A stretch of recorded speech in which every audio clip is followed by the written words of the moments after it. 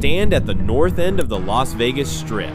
Look up. Two towers, gleaming, massive, the kind of buildings that announce themselves from miles away, glass and steel reaching toward the desert sky like monuments to ambition.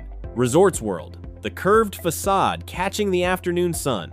3,500 rooms stacked in 3 towers, branded with names that promise luxury. $4.3 billion of construction. The biggest development on the Strip in a decade. A few blocks south, Fontainebleau, the blue glass giant that haunted the skyline as a skeleton for 14 years before finally opening. 3,700 rooms, $3.7 billion. A resurrection story, or so they hoped. 2 mega resorts. 2 bets placed at the highest stakes table in the world. Combined cost, $10 billion. Combined rooms, 7,200. The biggest gamble in Las Vegas history, built in a market that already couldn't fill what it had. This is the story of the $10 billion Vegas mistake. Not a bad beat, not an unlucky turn of the cards. A mistake, a miscalculation so massive it's still rippling through the entire Strip. 2 gleaming towers that were doomed before they opened. 2 monuments to an assumption that turned out to be fantasy. 2 buildings now fighting for tourists who aren't coming, carrying debt that doesn't care about the fight. The grand openings were spectacular. The press coverage was glowing. The promise was irresistible fresh product, new experiences, the future of Las Vegas hospitality. The reality is something else entirely. And it's still unfolding right now. In the discount rates appearing on booking sites, in the occupancy numbers nobody wants to discuss. In the quiet desperation of properties that need premium prices in a market rejecting premiums. Today, I'm showing you why these towers were doomed before the first guest checked in.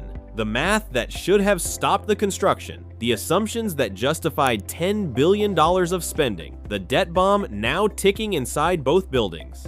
What happens when you build the biggest bet in Vegas history on a foundation that was already cracking? And why the consequences won't stay contained to 2 properties? Why the $10 billion mistake is about to become everyone's problem? If you're new here, I follow the money behind Vegas.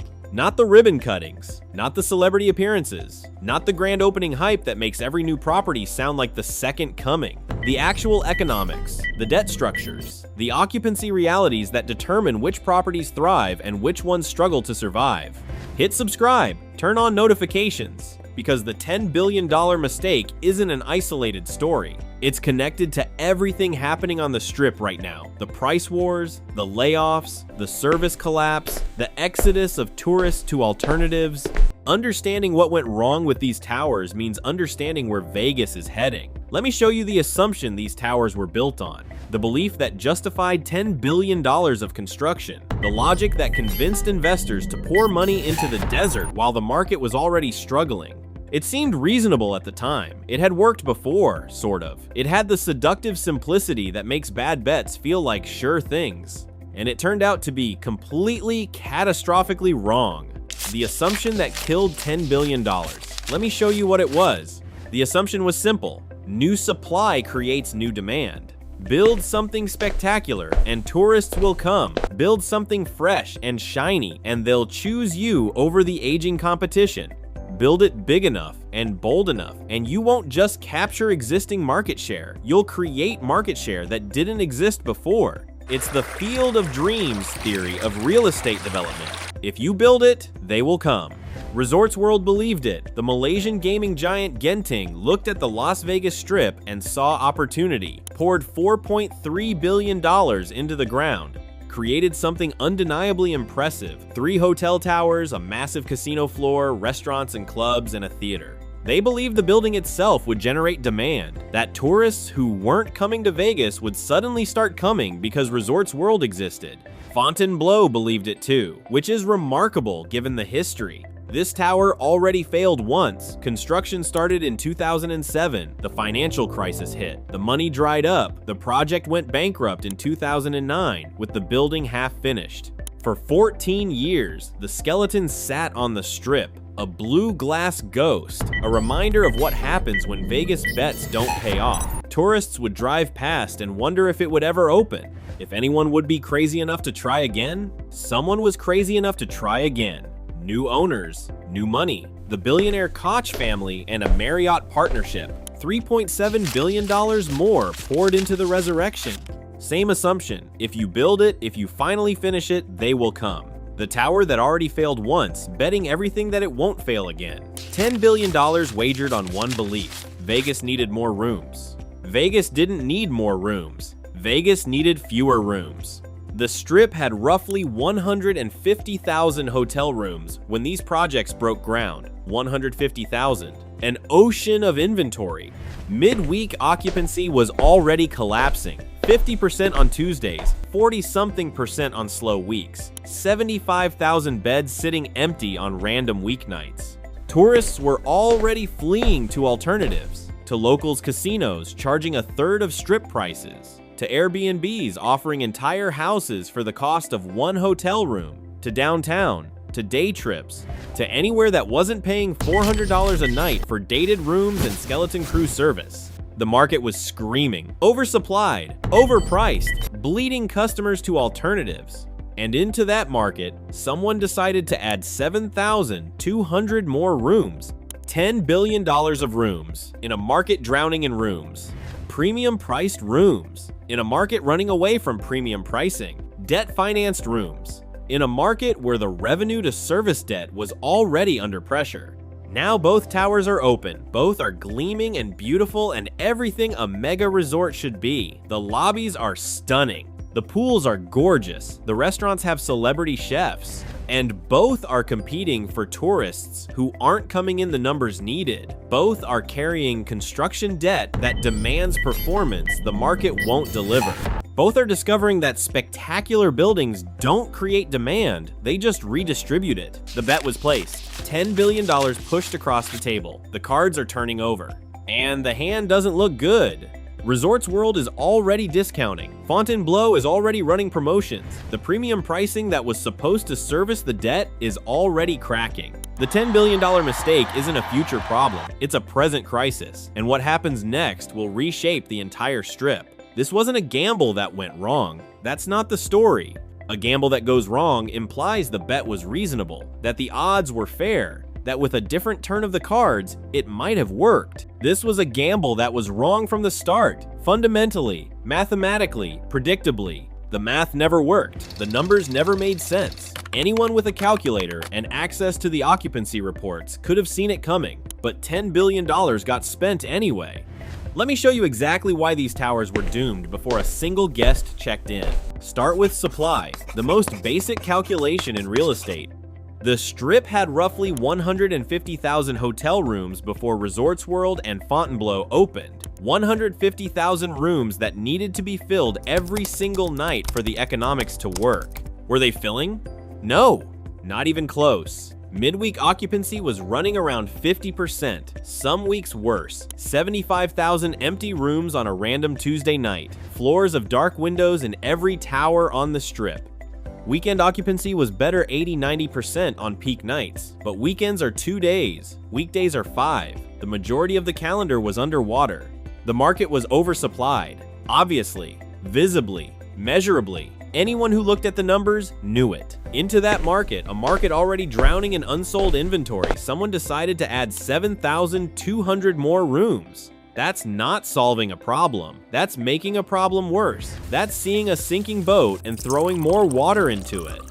Resorts World, 3,500 rooms. Fontainebleau, 3,700 rooms. Combined, enough rooms to fill a small city. The assumption was that new supply creates new demand, that building something spectacular would conjure tourists out of thin air, that the rooms would fill because they existed. That's not how markets work. That's not how demand works. That's fantasy dressed up as strategy. New supply doesn't create new demand. It fragments existing demand. It takes tourists who were going to stay somewhere and spreads them across more options. The couple who was booking the Bellagio, now they might book Resorts World instead. The Bellagio didn't gain a competitor, it lost a customer. And Resorts World didn't create a tourist, it borrowed one. Same number of visitors, more rooms to fill. The math only goes one direction. But here's where the mistake becomes a crisis, where bad math becomes catastrophic math. These weren't cheap buildings. Resorts World cost $4.3 billion to build. Think about that number. 4.3 billion, not million, billion. Enough money to buy a professional sports franchise. Enough to fund a small country's annual budget.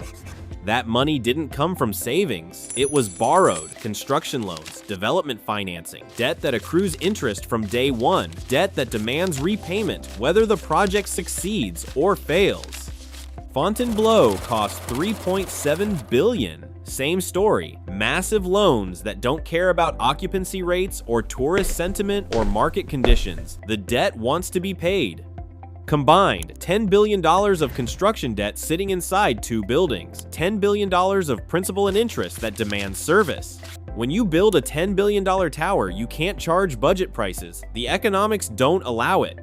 The debt service alone, just the interest payments, just keeping the banks happy requires premium rates. Every room needs to generate significant revenue. Every night needs to contribute to the mountain of obligations.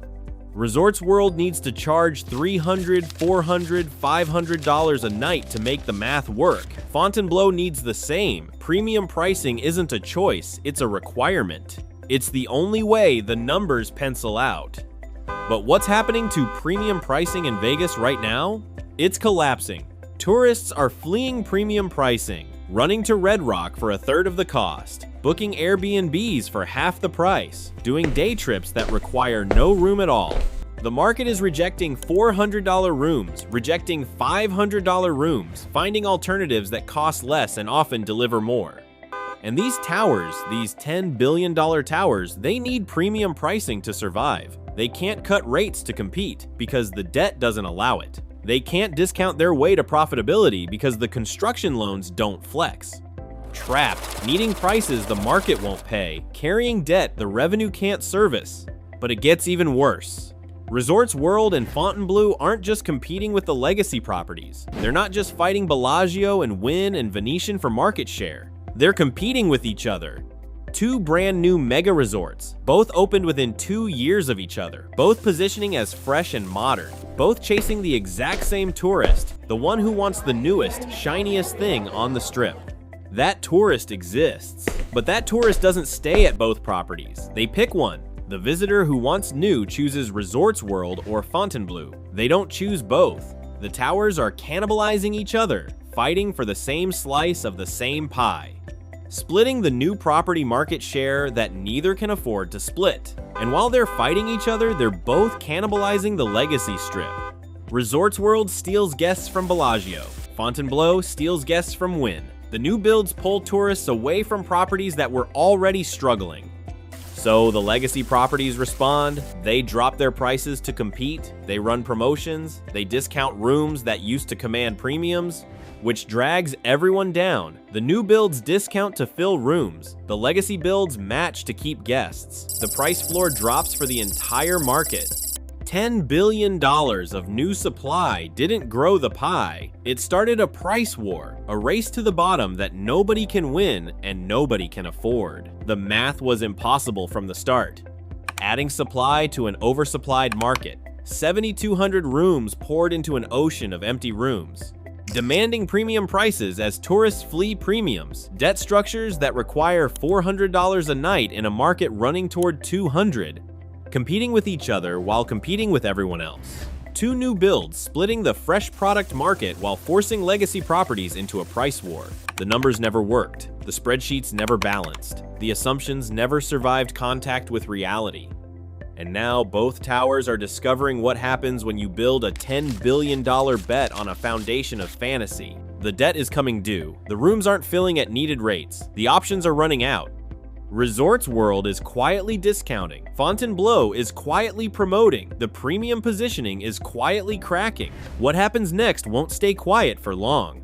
So what happens when a $10 billion bet doesn't pay off? When the rooms don't fill at the prices needed, when the debt service can't be met, when the gleaming towers turn out to be beautiful monuments to a miscalculation?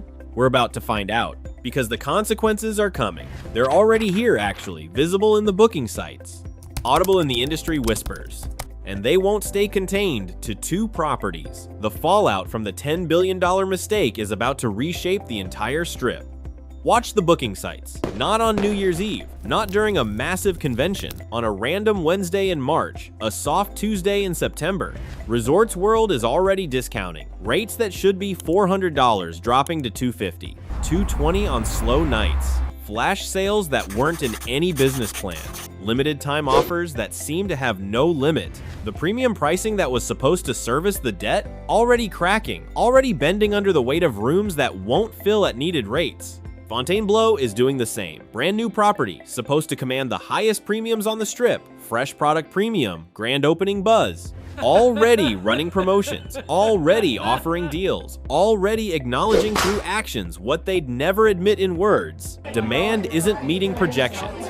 When you discount a new building carrying massive debt, you're not solving a problem, you're starting a death spiral. Lower rates mean lower revenue. The rooms fill, but they fill at prices that don't cover costs. Every discounted night is a night that doesn't contribute to the debt mountain. Lower revenue means tighter margins. The gap between income and obligations narrows. The buffer disappears. The cushion evaporates. Tighter margins mean debt covenants get threatened. The loan agreements have requirements, performance thresholds, ratios that must be maintained. Miss them, and the lenders get nervous. Miss them badly, and the lenders get aggressive. Threatened covenants mean more desperate discounting. Fill rooms at any price, generate cash flow at any cost, keep the banks calm while the spiral accelerates. The debt doesn't care about your occupancy challenges. The debt wants to be paid. And here's what the rest of the Strip is realizing, what the executives at Bellagio and Wynn and Venetian are watching with growing alarm. When $10 billion of new supply starts discounting, everyone has to respond. The price war these towers started by existing is spreading, metastasizing. And nobody built their business model for a price war. Nobody planned for a race to the bottom.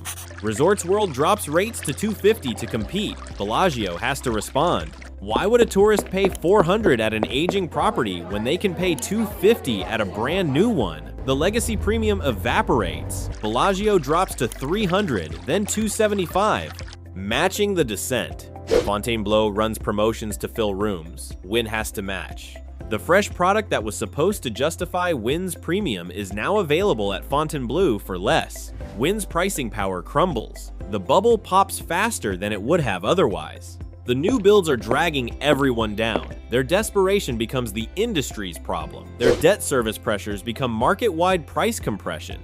The Venetian, the Cosmopolitan, Aria, Park, MGM, every property on the Strip watching rates erode because two towers can't fill rooms at the prices they need. The legacy properties were already struggling. We've covered this. Dated rooms, skeleton crews, service that doesn't justify the prices they were charging. Now they're competing with brand new towers willing to discount to survive. Fresh product at fire sale prices, modern rooms at legacy rates.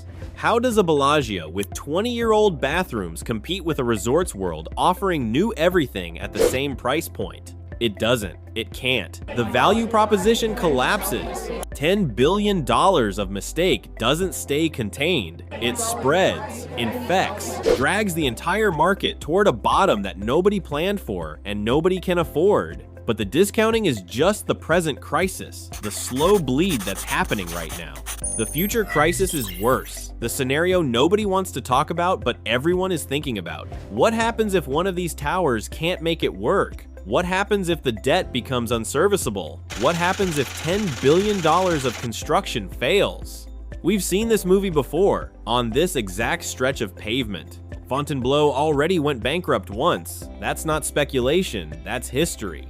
Construction started in 2007, the financial crisis hit, the money stopped. The project collapsed in 2009 with the building half finished. For 14 years, the skeletons sat on the Strip, a blue glass ghost haunting the skyline, a monument to a bet that didn't pay off, a reminder that even in Vegas, the house can lose. It can happen again. Nothing prevents it. The same forces that killed it the first time, debt pressure, market conditions, insufficient demand, they're all present now. Different owners, different money, same math, same risk. If one of these towers restructures or worse, closes, the shockwave hits everyone. The message to the market: even brand new mega resorts can't survive in Las Vegas. Even $4 billion of investment doesn't guarantee success. Even fresh product in a tourist destination fails. The confidence collapse would be immediate, investors retreating from Vegas projects, development freezing, the narrative shifting from Las Vegas always wins to Las Vegas is a trap. The signal that $10 billion of failure sends echoes far beyond two buildings. It changes how the world sees the Strip, how money sees the Strip, how the future gets built or doesn't. Maybe they survive. Maybe the discounting stabilizes. Maybe the debt gets restructured quietly. Maybe $10 billion of mistake gets absorbed slowly instead of collapsing dramatically. But even survival comes at a cost. The cost the entire Strip is already paying. A price war that crushes margins everywhere. A race to the bottom that erodes what Las Vegas can charge. A market where $10 billion of excess supply suppresses rates for a generation. The $10 billion mistake will be paid for. The only question is how. The $10 billion mistake wasn't bad luck. Wasn't a pandemic no one predicted. Wasn't unforeseeable market shifts. Wasn't a black swan event that excuses the decision. It was hubris. The belief that supply creates demand. The assumption that new and big beats oversupplied and struggling. The confidence that Vegas always wins, so the bet must be safe. The numbers said don't build. The occupancy report screamed don't build. The tourists fleeing to alternatives begged don't build. They built anyway. $10 billion of anyway. Now two towers are open, both fighting for tourists who aren't coming in the numbers needed, both carrying debt that doesn't care about the fight, both discovering that spectacular buildings don't create demand, they just create more competition for demand that's already insufficient. Sometimes the house doesn't win. Sometimes the house makes a $10 billion mistake. And sometimes everyone else has to pay for it. Hit subscribe to watch the bet play out. I'm tracking the rate fluctuations, the occupancy whispers, the midnight discounts that signal desperation, every sign that the $10 billion mistake is coming due. Drop a comment. Have you stayed at Resorts World or Fontainebleau? Was it worth the price they charged? Would you go back? Or did you look at the rates and book somewhere else? Because these towers need you to show up, need you to pay premium prices, need you to validate a bet that the math said would fail. The $10 billion mistake is still unfolding. The towers are beautiful. The debt is real. The consequences are spreading. And the tourists, you will decide who was right. I'll see you in the next one.